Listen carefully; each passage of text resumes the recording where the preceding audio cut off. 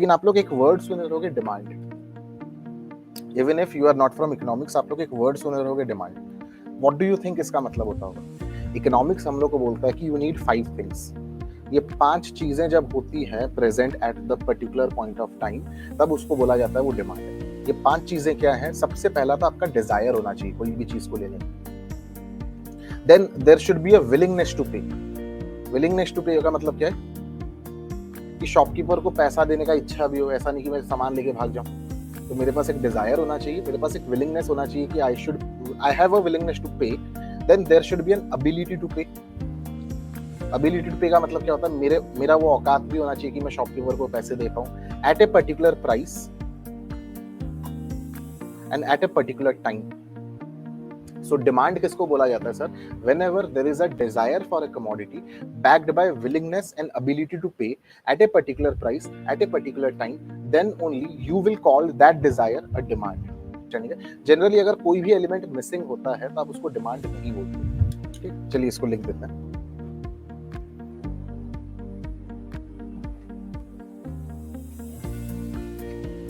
आगे बढ़े। So let's talk about factors that may affect demand. में सबसे पहला पॉइंट क्या है? That is price of the product.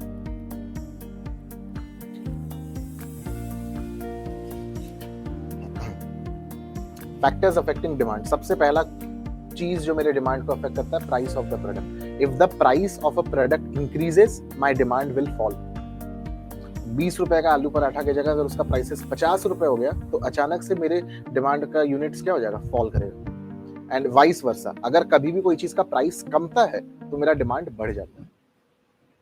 Relationship समझ में आ रहा है? ये रिलेशनशिप के ऊपर आप लोग को क्वेश्चन पूछ सकता है, प्राइस और डिमांड के बीच में किस टाइप का रिलेशनशिप है। याद रखिए, आप लोग ऑब्जेक्टिव एग्जामिनेशन के लिए प्रिपेयर कर रहे हैं। यहाँ पे जो हम लोग फैक्टर्स के बारे में बात कर रहे हैं, आपको क्वेश्चन दे देगा इनमें से कौन सा फैक्टर डिमांड को अफेक्ट नहीं करता।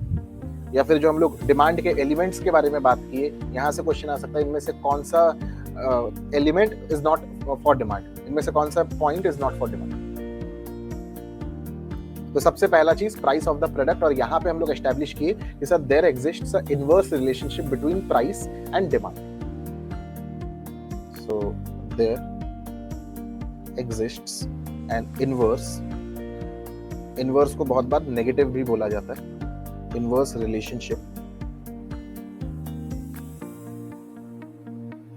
Between price and demand. Disposable income of people, बहुत सारे लोगों के लिए बहुत ही नया टर्म है डिस्पोजेबल इनकम। चलिए इसको पहले डिस्कस करते हैं। ठीक है, let's talk about disposable income. Income is the income after taxes.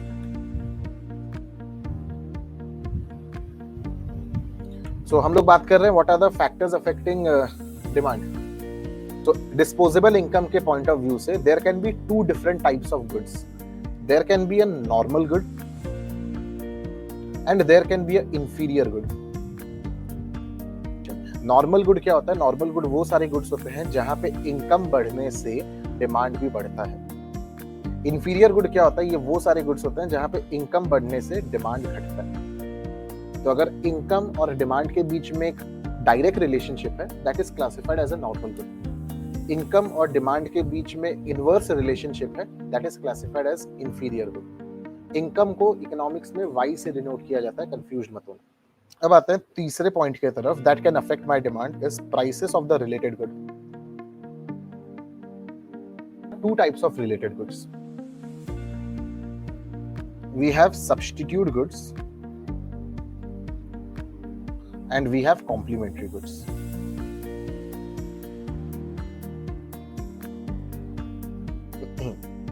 Substitute which can be used in place of one another। जब मैं बुक मांगा, मेरे को अगर आप लोग 5 जन मेरे को बुक ऑफर करते कि सर मेरे पास भी बुक है, मेरे पास भी, वो 5 में से मैं कोई भी एक चूज करता, it would have been fine. मेरे लिए वो पांचों का पांचों बुक सब्स्टिट्यूट गुड्स है, which can be used in place of one another। उसको सब्स्टिट्यूट गुड्स बोला जाता है। एंड सिमिलरली कॉम्प्लीमेंट्री गुड्स क्या होता है? ये वो सारे गुड्स होते हैं which are used together। So substitute goods can be used in place of one another, complementary goods are those goods which are used together. एक एग्जांपल, ये जो टैबलेट है, पेन टैबलेट जिसमें मैं बैठ के लिख रहा हूँ, इसमें लिखने के लिए आई नीड दिस स्टाइलस और पेन। तो tablet and pen are used together, ये दोनों है complementary goods. Car and petrol are complementary goods used together. Tea and sugar are used together, complementary goods. तो सर इसको हम लोग डिमांड के कंटेक्स्ट में क्यों पढ़ रहे हैं? डिमांड के कंटेक्स्ट में इसके लिए पढ़ा जा रहा है क्योंकि अगर आपको एक कंपनी बोलता है कि हम लोग एक इंट्रोडक्टरी ऑफर निकालें जहां पे हम एक कार को ओनली 100 रुपए में बेच रहे हैं, विल यू परचेज? एक कार ओनली 100 रुपए में बेचा जा रहा है, लेकिन कैच क्या है, वो कार में जो आप पेट्रोल डालोगे वो पेट्रोल आएगा आपका 5 lakh rupees a litre, will you now purchase? No. तो यहाँ पे आपका demand for car got impacted due to petrol. Petrol is a complementary good. तो यहाँ से हम लोग को समझ में आया कि सर एक गुड के कुछ रिलेटेड गुड्स होते हैं, वो रिलेटेड गुड्स का प्राइसेस आपके डिमांड को अफेक्ट करता है। कार में डालने के लिए मेरे को चाहिए पेट्रोल, और वो पेट्रोल अगर बेचा जा रहा है 5 लाख रुपए 1 लीटर में, तो पीपल विल स्टॉप डिमांडिंग का। Are we clear? तो इसके बारे में लिख लेते हैं। Substitute goods are goods which are used in place of one another. Complementary goods are goods which are used together. Just for your reference, आप लोग एक एग्जाम्पल भी यहाँ पे इंक्लूड कर सकते हो। सब्स्टिट्यूट गुड्स का एग्जाम्पल क्या हो जाएगा? Tea and coffee. And complementary goods का एग्जाम्पल क्या हो जाएगा? Tea and sugar. तो सब्स्टिट्यूट गुड्स में हम लोग को क्या पता चला? If the price of tea increases, what will happen to the demand of coffee? What do you think, guys? अगर टी का प्राइस बढ़ गया, ठीक है, let's say good X and good Y, अगर टी का प्राइस बढ़ गया, what will happen to the demand for coffee? नीचे के शॉप में टी भी 10 रुपए का है, कॉफी भी 10 रुपए का है, करेक्ट, ठीक है। नीचे के शॉप में चाय भी 10 का आता है, कॉफी भी 10 का आता है। अगर नीचे का चाय शॉप बोला आपको कि आज से हम लोग का चाय का प्राइस 20 हो गया, तो वो सारे लोग जो चाय पीते थे वो लोग क्या करेंगे? वो लोग भी कॉफी पीने लगेंगे, कॉफी का डिमांड बढ़ जाएगा। So in case of substitute goods there is a direct relationship between the price of good X and the demand for good Y. वहीं पर कार एंड 5 लाख रुपए वाला पेट्रोल, तो ये जो पेट्रोल है उसका प्राइस अगर बढ़ गया तो कार की डिमांड में क्या इम्पैक्ट होगा? फॉल करेगा। तो in case of complementary goods there is a inverse relationship between the price of good X and the demand for good Y. Let's talk about consumer expectations. तो consumers expectation regarding the price in the future. तो अगर consumer expect करता है कि कोई चीज का price future में बढ़ने वाला है, तो अभी से अपना डिमांड को बढ़ा देता है। और अगर कंज्यूमर एक्सपेक्ट करता है कि फ्यूचर में कोई चीज का प्राइस कमने वाला है, तो उसका डिमांड अभी कम जाता है। Number of buyers in the market, ये भी डिमांड को इफेक्ट करता है। ओवरऑल मार्केट डिमांड के बारे में बात करें, भुवनेश्वर में कितने ऑडी शोरूम्स हैं? एक है। मुंबई में कितने ऑडी शोरूम्स हैं? बहुत सारे। ऑब्वियसली एक से ज्यादा ही होगा, मे बी 10, 12, 20 तो भी होगा, तो सरप्राइज नहीं फील होना चाहिए, ठीक है। तो क्या डिफरेंस है भुवनेश्वर एंड मुंबई के बीच में? भुवनेश्वर में बायर्स ज्यादा है, ठीक है, तो ये भी डिमांड को अफेक्ट करता है। भुवनेश्वर का demand may be 20 new Audis a month होगा, मुंबई का demand may be 2000 new Audis a month होगा। So demand is affected due to the number of buyers. जितने ज्यादा बायर होंगे मार्केट में उतना ज्यादा डिमांड होगा, जितने कम बायर होंगे उतना कम डिमांड होगा। उसके बाद टेस्ट्स एंड प्रेफरेंस,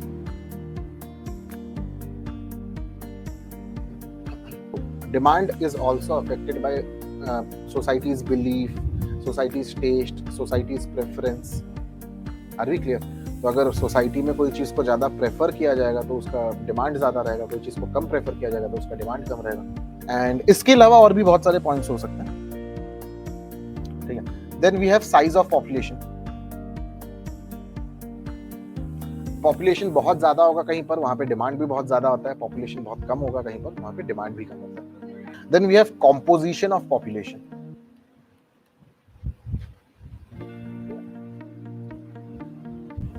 भुवनेश्वर में IIT JEE के बुक्स का डिमांड ज्यादा रहेगा कि कोटा में? लेट्स से दोनों सिटी का पॉपुलेशन सेम है, बट व्हाई कोटा? क्योंकि वहां का पॉपुलेशन का जो बेस है उसमें ज्यादा स्टूडेंट्स हैं, तो composition of population is that one. तो अगर कहीं का पॉपुलेशन में बहुत ज़्यादा मुस्लिम्स हैं तो वहाँ पे मुस्लिम अपने ईद के समय जो कुछ भी चीज़ों को यूज़ करते हैं उसका डिमांड ज़्यादा रहेगा, या कहीं पर क्रिश्चियन का पॉपुलेशन ज़्यादा है, कहीं पर स्टूडेंट्स का पॉपुलेशन ज़्यादा है, accordingly. Then you can also say the level of national income and its distribution. देश का नेशनल इनकम का डिस्ट्रीब्यूशन बहुत स्क्यूड है।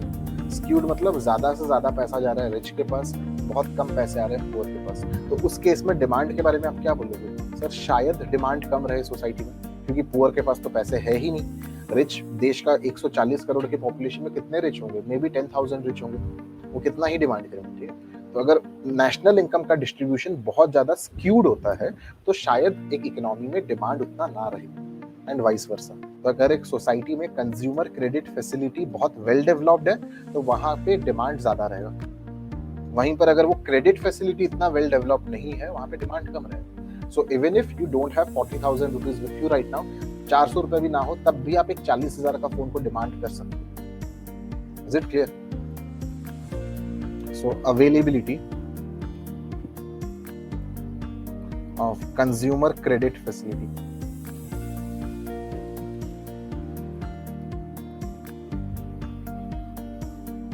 And interest rates. Interest rate अगर कम होता है तो क्या करते हैं हम लोग? जनरली कार खरीदते हैं, फ्लैट्स खरीदते हैं। ठीक है, तो हम लोग का कार खरीदना, फ्लैट खरीदने का डिसीजन इंटरेस्ट रेट्स के ऊपर भी डिपेंड करता है। Government policy with regards to taxes and subsidies. On the same hand, ठीक है, अगर गवर्नमेंट कोई चीज का डिमांड को डिस्करेज करना चाहता है, गवर्नमेंट नहीं चाहता कि लोग उसको खरीदे, तो गवर्नमेंट क्या करता है? उसके ऊपर बहुत ज्यादा टैक्सेशन लगा देता है। ठीक है, तो ये 11 पॉइंट हम लोग देखे कि क्या क्या चीज डिमांड को अफेक्ट कर सकता है। बट डू यू थिंक ये 11 पॉइंट एग्जॉस्टिव है? मतलब इतना ही है और कोई फैक्टर्स नहीं हो सकते? हो सकते हैं, बहुत सारे पॉइंट हो सकते हैं।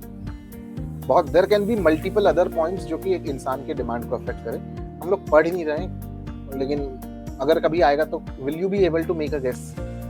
ऑप्शंस में कभी रहेगा कुछ और पॉइंट, वहां से आप लोग एक आइडिया आप लोग लगा सकते हो कि sir yes this can affect my demand. अगर ऑप्शन में एक चीज रहता है लो सप्लाई ऑफ रॉ मटेरियल, ठीक है, तो ये मेरे डिमांड को डायरेक्टली अफेक्ट नहीं करेगा। एस्प्लैनेड मॉल, एस्प्लैनेड मॉल में you can see trends, I think trends का भी शोरूम है वहां पे, मार्क्स एंड स्पेंसर हम लोग ले सकते हैं या फिर आइकॉनिक ले सकते हैं। एज कम्पेयर टू ट्रेंड्स ये एक्सपेंसिव है। यहाँ पे ट्रेंड्स में शायद वो चीज 699 में बिक्री हो रहा है, मार्क्स एंड स्पेंसर या फिर आइकॉनिक में वही चीज 2399 में बिक्री हो रहा है। Whenever you demand something just because of its high price tag, you call it Veblen effect. Veblen effect, इसके बारे में कुछ लिख देते हैं, बेटर होगा। Desire for an item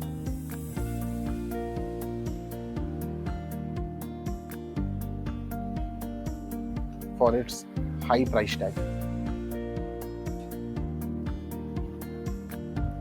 If you are purchasing anything just because वो exclusive है, एक limited edition merch ड्रॉप किया कोई सिंगर लेट से उसकी वेबसाइट में, लिमिटेड एडिशन नाम सुन के हम लोग खरीदने लगते हैं। अभी लोगों के अंदर क्रेज था इसको लेकर, हैरी पॉटर का किंडर जॉय,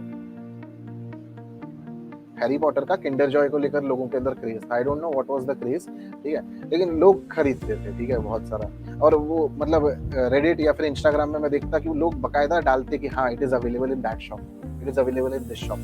लिमिटेड एडिशन ही है आई थिंक, आई प्रिज्यूम, ठीक है। तो if you are purchasing something just because it is limited edition, कभी कभी कंपनी क्या करता है आफ्टर वर्ल्ड कप और समथिंग, कंपनीज करते हैं कि हम लोग वो जो बॉटल बेच रहे हैं it is signed by Virat Kohli and only 500 bottles will be sold. लोग खरीद रहे हैं जस्ट बिकॉज वो लिमिटेड एडिशन है। तो इसको क्या बोला जाता है? इसको बोला जाता है स्नॉब इफेक्ट। आते हैं तीसरे वाले चीज में, demonstration effect.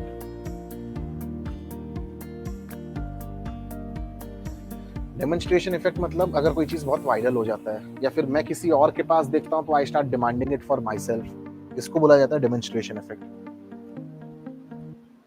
coined by James Dusenberry.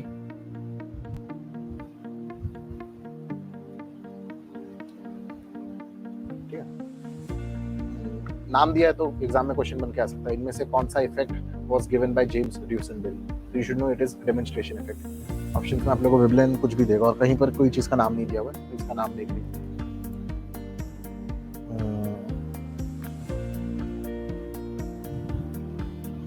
It refers to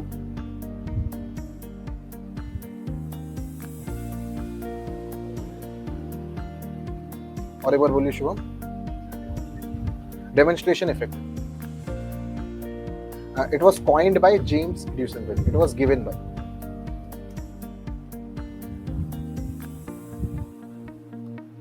It refers to the desire of people to copy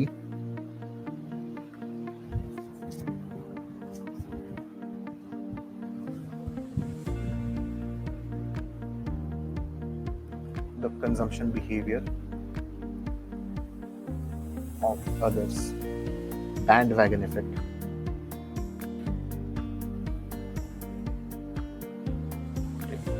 बहुत जगह में डेमोन्स्ट्रेशन इफेक्ट बैंडवैगन इफेक्ट को बोला जाता है, ऑलमोस्ट एक जैसा ही है। ठीक है, जब डेफिनेशन इसका पढ़ेंगे ना हम लोग देखेंगे ऑलमोस्ट एक जैसा ही साउंड कर रहा है।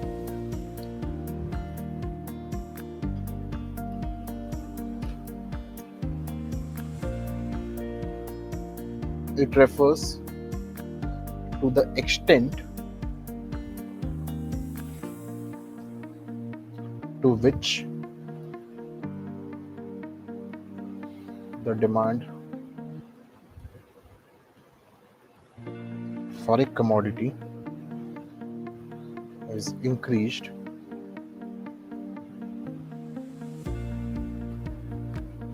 due to the fact that others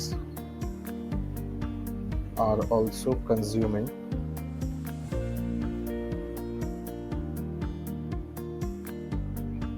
the same commodity. क्या डिफरेंस है फिर बैंडवैगन एंड डेमोन्स्ट्रेशन इफेक्ट? यहाँ पे ये जो वर्ड है ना एक्सटेंट, मतलब कितना डिग्री। जैसे लबूबू डॉल्स के बारे में बात की, किसी और के पास में देखा, लबूबू डॉल्स के केस में bandwagon effect is very strong. लोगों को चाहिए ही चाहिए, people are going crazy over it. ठीक है, बैंडवैगन एक्सटेंट के बारे में बोलता है, इंटेंसिटी के बारे में बोलता है। ठीक है, तो किसी और के पास में कोई चीज देख रहा हूँ, ठीक है एक लेंगे, अगर ये बोलना मतलब यहाँ पे बैंडवैगन मतलब bandwagon effect is very weak. लेकिन अगर किसी को पास में कोई चीज देखा और इमीडिएटली जाके मैं वो चीज को परचेज करता हूँ, बोला जाता है bandwagon effect is very strong. ठीक है, demonstration effect, bandwagon effect same है। बैंडवैगन इफेक्ट आपके इंटेंसिटी के बारे में बोलते हैं। Let's talk about demand function. Function का मतलब क्या होता है पता है? एक प्रकार का रिलेशन होता है, एक प्रकार का इक्वेशन होता है। अभी हम लोग ऊपर क्या पढ़े सर, डिमांड किस चीजों के ऊपर डिपेंड करता है? डिमांड आपका डिपेंड करता है price of the good, price of the related good, income of the consumer, taste and preference, consumer expectation and भी बहुत सारी चीजें। तो जब मैं इसको ऐसे इक्वेशन के फॉर्म में लिखता हूँ, इस इक्वेशन को बोला जाता है डिमांड फंक्शन। इसको पढ़ा कैसे जाता है? Demand for good x is a function of price of the good, price of the related good, income of the consumer, taste and preference of the consumer, consumer's expectation regarding the future prices and many other factors. इसको ऐसे पढ़ा जाता है। Demand for good X is a function of this all things. मैं ये बोलना चाहता हूँ, इसको एक इक्वेशन के फॉर्म में लिखूँ। इसका मतलब मैं यहाँ पे ये इसको अगर मैं प्रॉपर इक्वेशन के फॉर्म में लिखूँ तो I can say Q is equals to 5p square minus 10. This is how the equation for demand looks like. तो अगर आपसे पूछा जाएगा कि अगर कोई चीज का प्राइस 2 रुपीज है, what will be the demand? तो क्या करोगे? इस इक्वेशन में p की जगह 2 को आप लोग पुट करोगे, तो आप बोलोगे कि sir Q is equals to 5 times 2 का स्क्वायर minus 10, which is 2 का square is 4 into 5 is 20 minus 10 is 10. That is what you will conclude. Micro economics में एक बहुत ही इंपॉर्टेंट लॉ, बहुत इजी भी है, बहुत इंपॉर्टेंट भी है, which is law of demand. law of demand states that there is an inverse relationship. Yes, so it is correct. If price falls, quantity demand will rise. Law of demand states that there is an inverse relationship between price and quantity demanded. ठीक है? Now he will say, sir, मैंने भी तो यही कहा. Ceteris paribus. Ceteris paribus एक Greek word है जिसका मतलब होता है keeping other factors constant.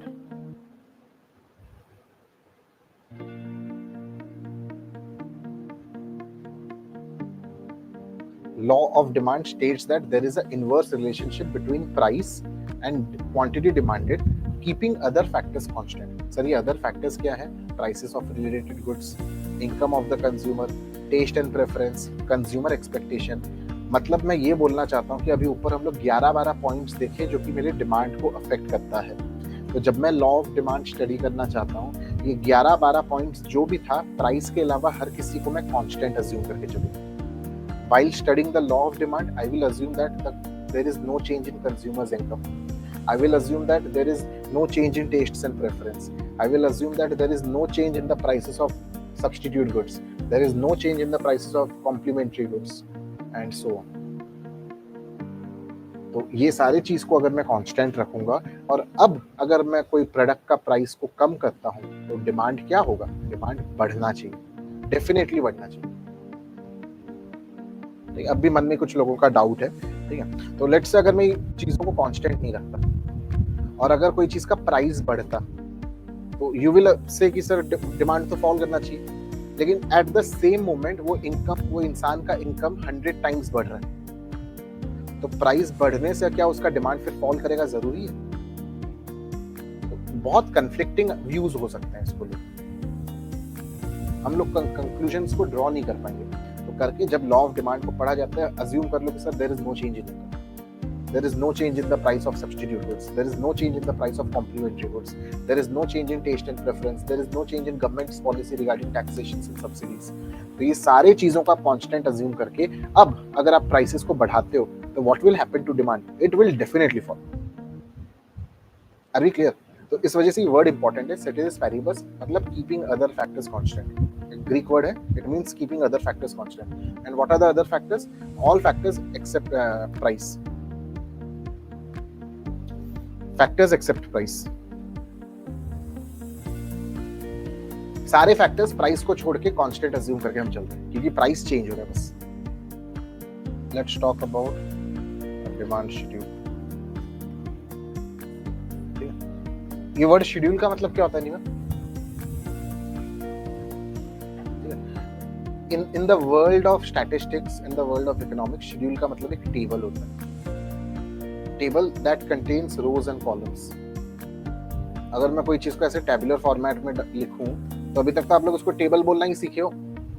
Economics या फिर स्टैटिस्टिक्स इसको शेड्यूल बोलते हैं. That is the only difference. तो डिमांड शेड्यूल का मतलब क्या होता है कि सर अगर एक प्रोडक्ट का प्राइसेस 10 रुपीज रहेगा, एक कंज्यूमर कितना यूनिट्स खरीदना चाहेगा? May be 100. अगर उसका प्राइस घट के 8 रुपए हो गया तो कंज्यूमर शायद 150 यूनिट. अगर 6 रुपए हो गया तो शायद कंज्यूमर 250. अगर 4 रुपए हो गया तो शायद consumer 300. This is a demand schedule. At different price points consumer कितना डिमांड करना चाहेगा उसको अगर एक टेबुलर फॉर्मेट में रिप्रेजेंट किया जाता है, that is what we call as demand schedule. तब जब डिमांड शेड्यूल या फिर जब कभी कोई भी शेड्यूल बनाया जाता है उसके बाद का नेक्स्ट लॉजिकल स्टेप होता है to make the curve. Graph में कर्व को बनाने के लिए आपको एक कोऑर्डिनेट चाहिए, एक पॉइंट चाहिए. वो पॉइंट आपको कौन दे रहा है? आपको डिमांड शेड्यूल दे रहा है. This is 1 point, this is 1 point, this is 1 point, this is 1 point. ये सारे पॉइंट्स को जब मैं ज्वाइन करता हूँ मेरे को कुछ इस प्रकार का कर्व मिलता है जिसको मैं डिमांड कर्व बोलता हूँ.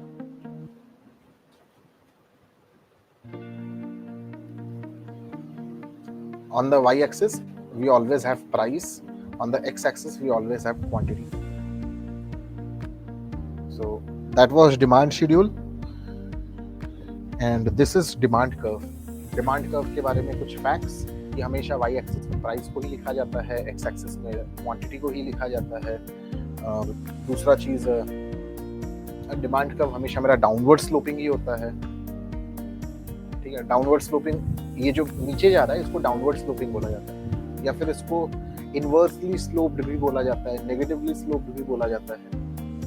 कभी भी डिमांड कर्व डाउनवर्ड स्लोपिंग रहता है, it is following law of demand, and we are interested in those things that follows law of demand. So time to drop a bomb. अभी तक हम लोग जो भी डिमांड पढ़ रहे थे, mostly it was individual demand. Let me introduce something known as market demand. ऊपर में जो मैं शेड्यूल बनाया था, वो शेड्यूल किसके बारे में था? एक ही इंडिविजुअल की सर जब प्राइसेस 10 रुपीज होगा तो वो शायद 100 यूनिट्स खरीदेगा, जब प्राइसेस 8 हो जाएगा तब वो शायद 120 खरीदेगा, जब 6 हो जाएगा वो शायद 150 खरीदेगा, एंड सो ऑन। एक ही इंडिविजुअल। लेकिन क्या मार्केट में एक अकेला ही इंडिविजुअल बायर होता है? मार्केट में बहुत सारे बायर्स होते हैं। तो let's say this is the demand for individual A, similarly I have a demand for individual B, I have a demand for individual C, ऐसे कर करके बहुत सारे लोग हैं। जब इन सारे लोगों का मैं ऐड कर देता हूँ, मेरे को मार्केट डिमांड मिलता है। तो मेरे को समझ में आता है, जब प्राइसेस 10 रुपीज था, पूरा market in total wants to purchase 10,000 units. जब प्राइसेस 8 रुपीज हो गया, पूरा market in total now wants to purchase 25,000 units. जब प्राइसेस 6 रुपीज हो गया, पूरा market in total wants to purchase 90,000 unit. This is a market demand schedule. Individual demand was when we are talking about a single buyer. Market demand is when we talk about all the buyers in the market. And hence you have a market demand schedule जो हम लोग को दिख रहा है। And ये market demand schedule को use करके हम लोग बनाते हैं market demand curve.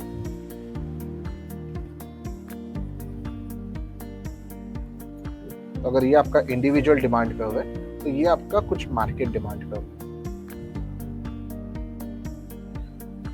Market demand curve ज्यादा फ्लैटर है। तो इंडिविजुअल डिमांड कर्व और मार्केट डिमांड कर्व में से फ्लैटर कौन सा है? That is market demand curve. Individual demand curve steeper है।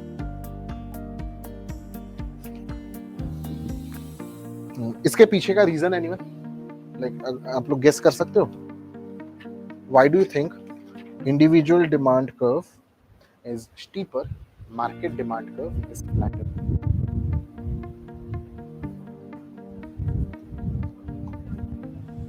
करेक्ट, ठीक है। तो जब प्राइसेस मेरे 10 से 8 हो रहे हैं, तब एक इंडिविजुअल कितना ज्यादा डिमांड कर रहा है? 20। लेकिन अगर पूरे मार्केट के बारे में बात करूं, पूरे मार्केट में कितना डिमांड ज्यादा हो रहा है? 25,000,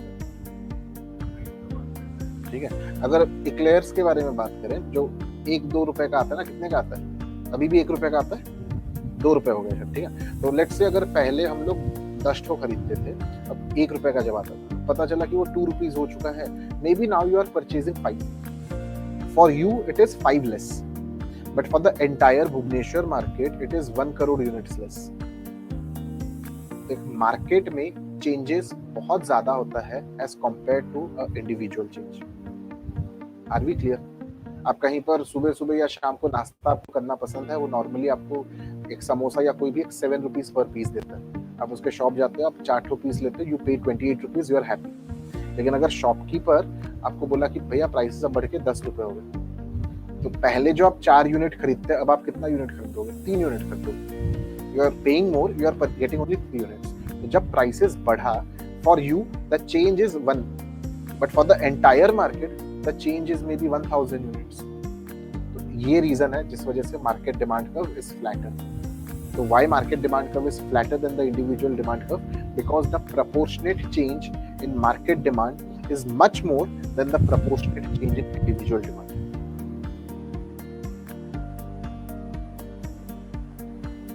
यहाँ पे आप एक चीज लिख सकते हो, a straight line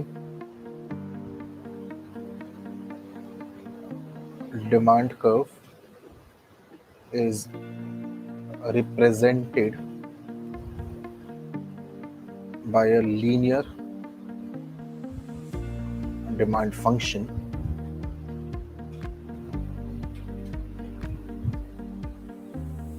that is Q is equals to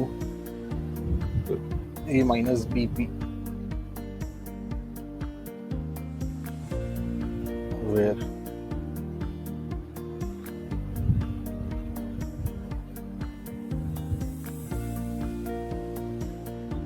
A is the vertical intercept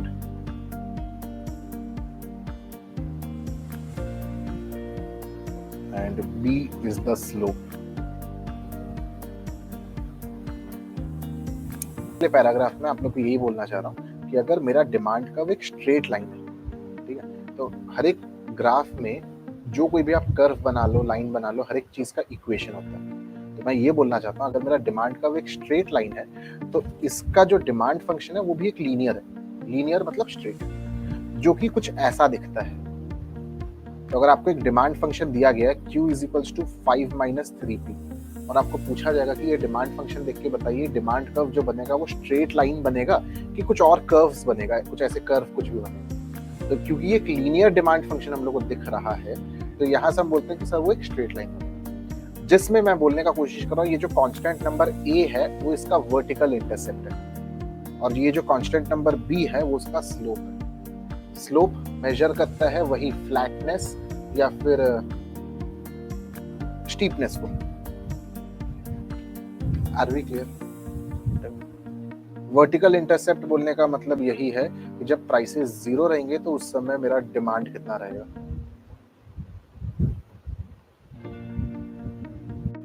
yes, आप सही। This is your A and the slope is B। ये वाला पॉइंट क्लियर है? अगर स्ट्रेट लाइन डिमांड कर्व है मतलब उसका जो डिमांड फंक्शन है वो लीनियर है। अगर लीनियर है तो वो कुछ इस फॉर्म में दिखता है। अगर इस फॉर्म में दिख रहा है तो ये जो A है ये आपका वर्टिकल इंटरसेप्ट है और ये जो B है ये आपका स्लोप है।